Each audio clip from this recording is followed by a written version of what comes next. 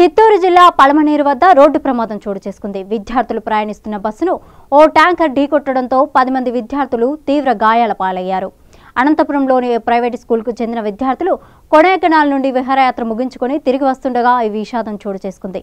బస్సును ఓవర్టేక్ చేసే క్రమంలో అదుపు తప్పి బస్సును ఢీకొట్టింది. క్షతగాత్రులను స్థానిక ప్రభుత్వ ఆసుపత్రికి తరలించి చికిత్స అందిస్తున్నారు.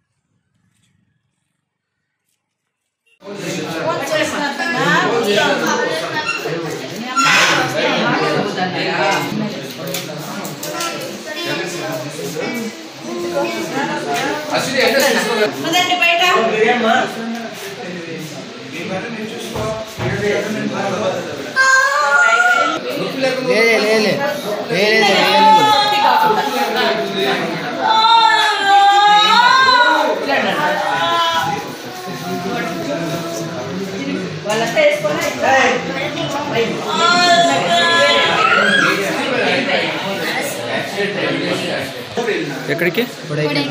ఏ బండిలో? బస్సులోనా? ఏ స్కూల్ వాళ్ళు మీరు? ఎక్కడ? అనంతపురం. ఎక్కడ యాక్సిడెంట్ జరిగింది? మీ పేరేమ్మా? మీ పేరు? ఎంతమంది వెళ్తున్నారు బస్సులో? 100 మెంబర్స్. అందరికి ఏం కలే కదా? 20 మెంబర్స్.